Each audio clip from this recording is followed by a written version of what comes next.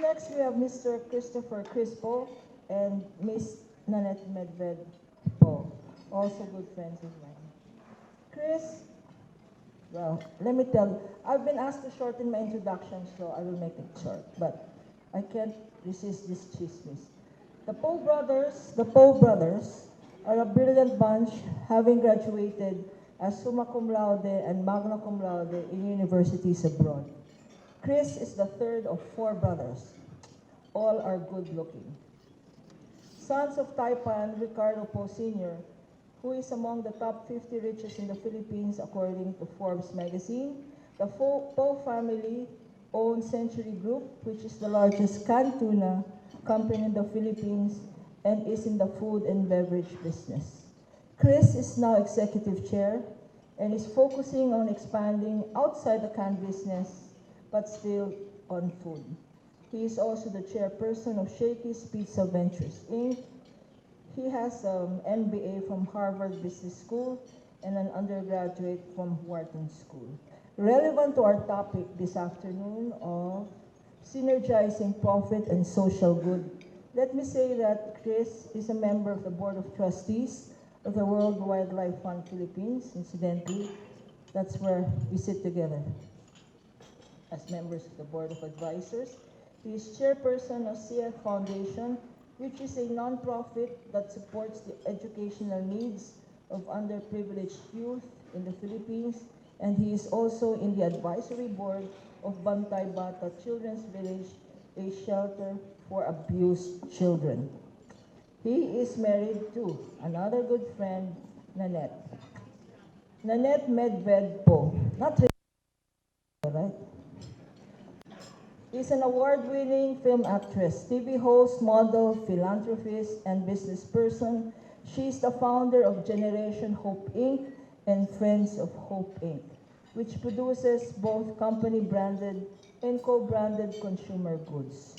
Profits from the Hope line of products are devoted to improving the public school education system, as well as smallholder farmer productivity through its agricultural interventions. Nanette is also the founder of HopeX, which is a non-profit entity that offers business and consumers an easy and responsible way to be accountable for plastic. Hashtag no to plastic is her mantra. Born on January 21, 1971 in Honolulu, Hawaii, an alma mater of Babson College, where she graduated summa cum laude in finance and entrepreneurship. A bit of chismis, we all know her for being Darna, the original Darna. 25 films later, Nanette ended her film career where she co-starred with Fernando Poe Jr. in the film Ang Dalubhasan in 2000. She has two sons with Chris, correct? One is 15 and one is 11. And in 2002, she announced that she's quitting showbiz to help in the various advocacies of her family. First to speak is Chris or Nanette? Is Chris. Ladies and gentlemen, another power couple, Chris and Nanette Po. Good afternoon. So someone asked me earlier who's going to speak first. I said me because I'll be the appetizer and my wife will be the main course. Anyway, she's easier on the eyes and a much better public speaker than me, I assure you. So members of the Board of Trustees, nice to see some familiar faces. Investors and guests, thank you for having us. So I usually don't accept these public speaking invitations, no, Karen knows that.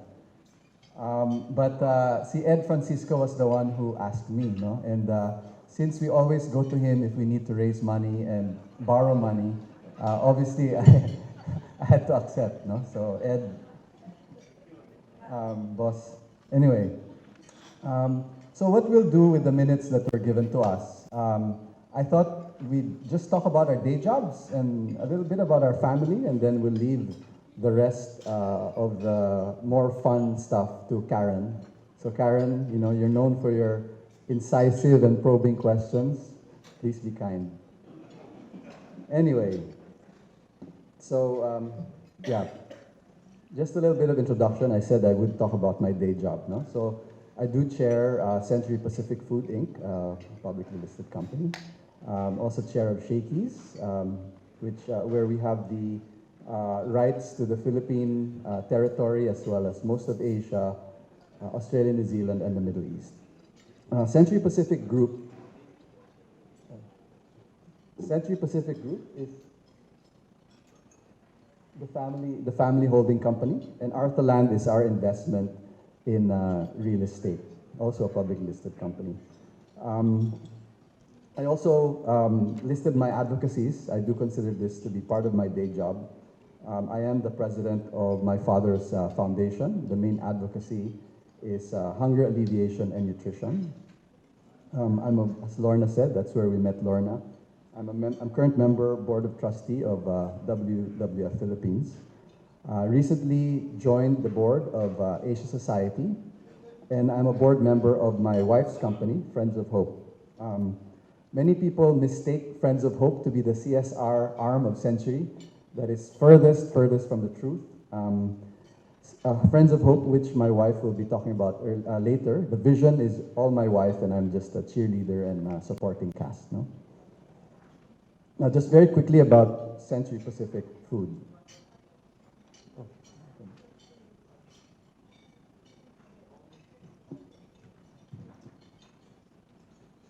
So I mess it up usually, and then she fixes it. Very obvious. I think we're fixed.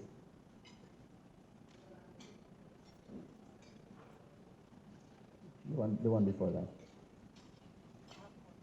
There you go. No, Century.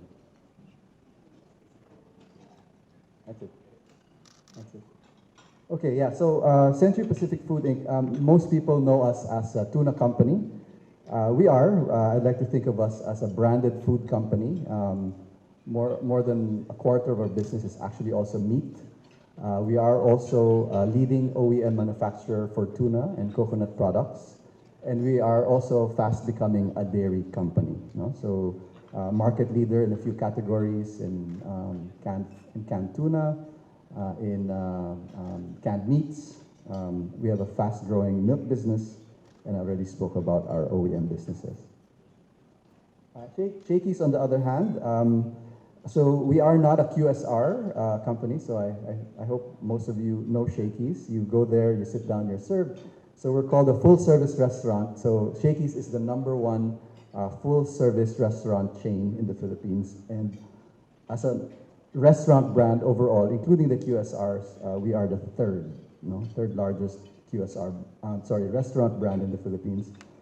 By the end of the year, we would have about 250 stores.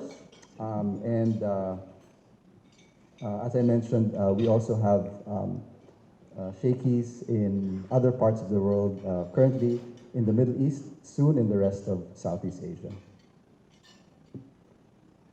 As for Arthaland, Arthaland just had its beginnings about 10 years ago, so it's fast becoming known as a quality boutique developer. All of our projects are sustainable and green projects. No? So we have a couple of projects in BGC, we have an ongoing one in Cebu, and a few others. Savia is it's our project in the new Arca South, which is the old FTI, and a few others in the pipeline. So as previously mentioned, I am just the appetizer, so I now give you the main course, my wife Nanette.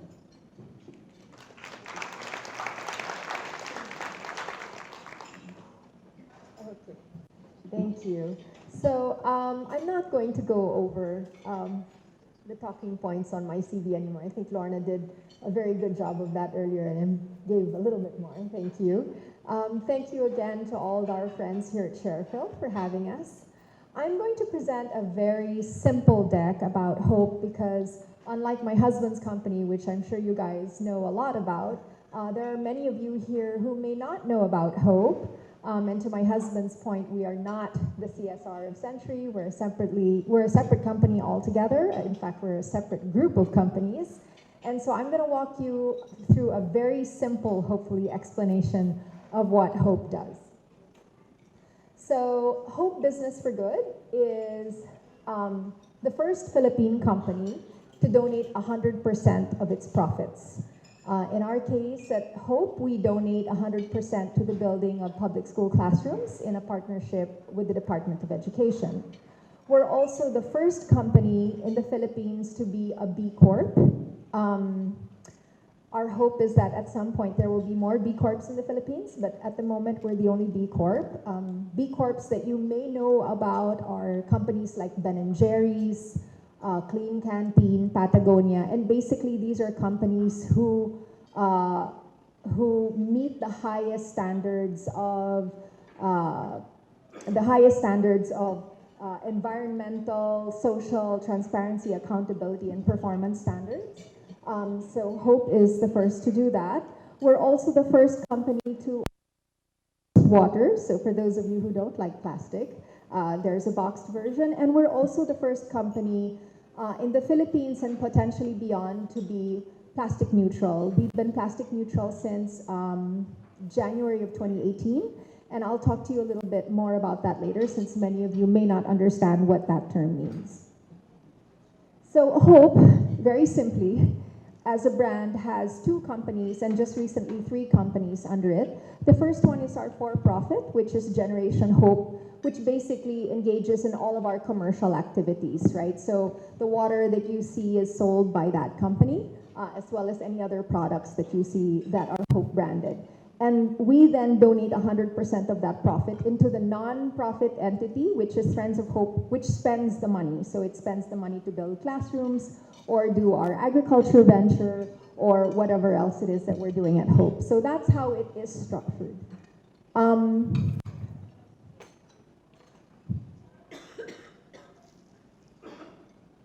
Sorry. How Hope works. So a lot of people wonder how Hope works. This is kind of our virtuous circle, we'd like to think. We basically sell our products to retail partners, whether it's Starbucks or 7-Eleven or Shangri-La or whatever, or Dusit. And our customers support nation building through buying our products. We then use the profits to build public school classrooms. And then through a partnership with the Department of Education, we give a tax credit to our retail partners. So that's kind of the virtuous circle of Hope in our operations. To date, our education impact has been that we have impacted about almost 17,000 students, and we have 91 classroom builds around the country. These are the locations that we build. You'll notice that a lot of our builds are in Mindanao, and that's purely because DepEd has the greatest need there, and so we try to situate ourselves there. Our education initiative at Hope, I always like to say, because people, when we go to places like that was one of our last turnovers, people always say, oh, thank you so much for giving us classrooms. But the truth is I don't give these people classrooms. The people that give the classrooms are people like you. When you buy a bottle of Hope, or even here at Dusit, who's a customer, when you buy a bottle of Hope through Dusit, it's you guys that give the classroom to these people. I'm simply the person who makes sure that all that money gets funneled properly. So that's the whole idea of Hope. On the Hope neutral, on the plastic neutral side, I'll explain first our footprint. So our footprint is, actually I'll start with what plastic neutral is.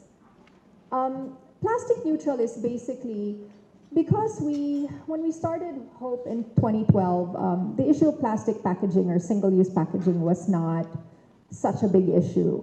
And when we realized that it was, the last thing we wanted to do was solve one problem in education by creating another with the environment.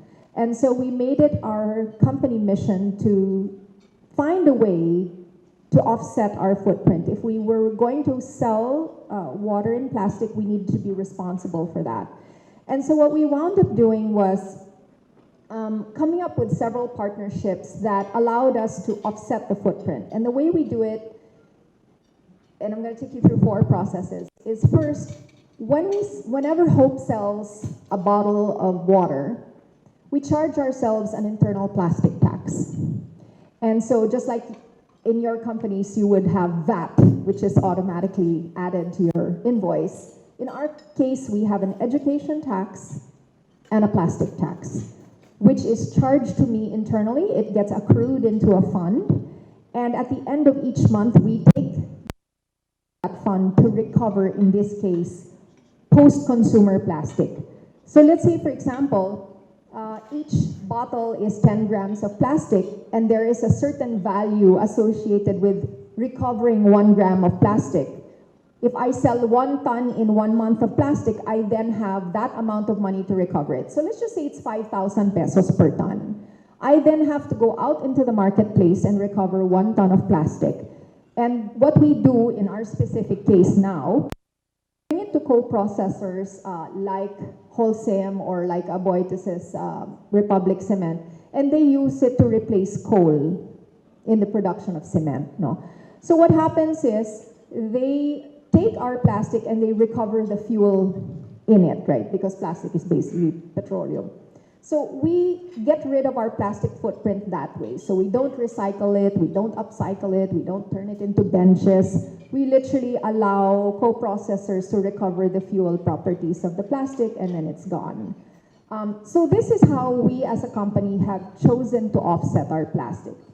We are not saying this is the absolute best way to do it in the world, but it's currently the best way we have in the Philippines, given the lack of ways to get rid of plastic or recycle plastic. We figure rather than do nothing, we'd rather do something, no? Until we find better solutions. Now, when we did this and announced it on Karen's show, we got so much feedback about companies who would like to do the same. There are manufacturers who don't want to actually be part of the problem. So they reached out to us and said, wow, can you help us come up with our own path to plastic neutral? And as a result, we came up with what is potentially the first plastic credit exchange in the world. In fact, it's supposed to be launched at the end of the year, but we already started operations. And this works very similar to a carbon credit exchange, but it's a plastic credit exchange. And so what we have done is we have slowly started to add capacity of processors who pass the environmental emission standards. I mean, both Chris and I serve on WWF, so we have a sensitivity for this, no? So we are very careful about the capacity that we add to the exchange. And we also have buyers who want to offset their plastic credit. So let's just see, for example, I'll use Hope so that I don't have to get anybody in trouble. So in the case of Hope, when I say I'm going to get rid of 1 ton of plastic post-consumer because that's what I sold into the marketplace, that doesn't mean I'm going to go out and recover 1 ton of Hope plastic bottles because logistically that would be too expensive, diba? But what I will guarantee is I'll say, okay, that 1 ton might constitute Coke bottles or Palmolive sachets or cooking oil bottles or anything for as long as it's equivalent tonnage, weight in plastic, I'm getting rid as much as I'm putting in, no? So that is where our neutral comes from. So hopefully you'll hear more about this towards the end of the year when we do a formal launch, but this is already operating and we have people who have come on board and are very eager to take that capacity. Actually, our bottleneck now is being able to get the plastic post-consumer, right? Because that's where the challenge is in the collection of plastic.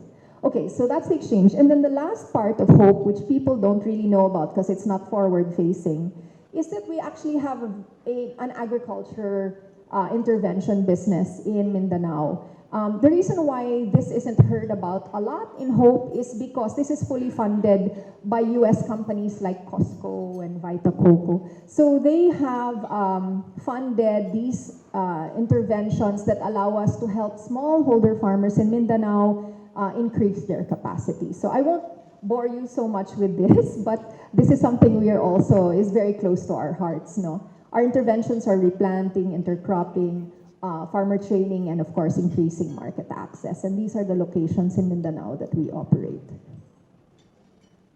And Chris will talk you through the family stuff. Okay, so we'll both talk through this. So that was her day job, and I spoke about my day job. But actually, we operate in a larger context, which is our business family, the Po family. And actually, my wife, Nanette, was chosen as the chairperson of the Po Family Council, right? So what is the Po Family Council? The Po Family Council is a group of people composed of myself and my siblings, our spouses, and all the next generation Po family members who are of age. And for me, it's a big deal that, number one, it's an in-law, right, who is the head of the family council of a Chinese family. Number two, it's a woman. Number three is my wife. But what is the family council supposed to do, right? So the main thing is, according to research, only 3% of family businesses make it past the third generation, right? So 3%. Out of 100 companies, 97 will fail and not make it beyond the third generation. So that is something we are preparing for, and that's why we formalized this governance structure. And what is the charter of a family council? Number one, the main reason for failure is there is no open communication, and families are very poor at communicating with each other. You might go on trips together, but you never really talk about real issues. So that is the number one mission of the family council, which is to foster open communications. We do have a family constitution, so it is the family council's responsibility to make sure that there's buy-in among the group. A big part also of what the family council does is to make sure that family members are united about the purpose of what the family business is supposed to do. Business updates, and then we have different subcommittees. So we're running it we're running the family like an actual business organization. So we do have subcommittees. There's the Education and Development Committee, which the main charter of that is to make sure that we are training the future leaders of family members. Of course, there's the Social Committee to make sure that there's good communication and bonding. And then there's 1G is basically my parents. So the family council comes together to make sure that 1G, Mr. and Mrs. Ricardo Po Sr., all their needs, medical, home needs, etc., are taken care of. The family council is also very active in deciding what the philanthropy outreach and activities are. We had an episode earlier over the summer about members of the family not agreeing, and it's the charter of the family council to make sure that conflicts are mediated. I already talked about taking care of 1G. So just a little bit about the development committee. So what we do is, I am actually the chair of this committee. My wife serves as one of the leaders. That means I do a lot of the talking and utos, and she does most of the work. And that's not a joke, it's real.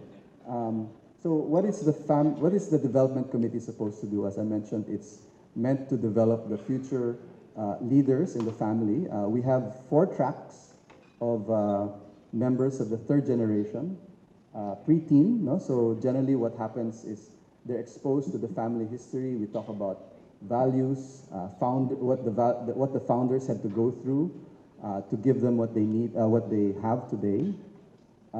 Educational, these would be like high school and teen type family members. So we make sure they understand and start getting to understand what's going on in the business, and get them through internships during the summer, and try to understand what their passions are and hopefully marry that with our family's different business activities. Then there are the young professionals who are post-university, post-college, so we help them with their careers. We actually have a HR manager on staff as part of the development committee, just taking care of the next generation. No? And then finally, the fourth track is to make sure that if family members want to be involved in management, that they have the right training, the right qualifications. Not all family members need to be managers. Most of them will end up being owners, but the ones who choose not to be a manager can be an owner, but then the ones who want to be very involved in the business, running day to day, the qualifications are also different. So that's where Nanette and I actually really do a lot of work together. And then finally, with all of these different activities, this is our most important venture. This is the Chris and Nanette-Po nuclear family. So those are our kids, Gandon, who's 15, and Joss, 11. Thank you very much.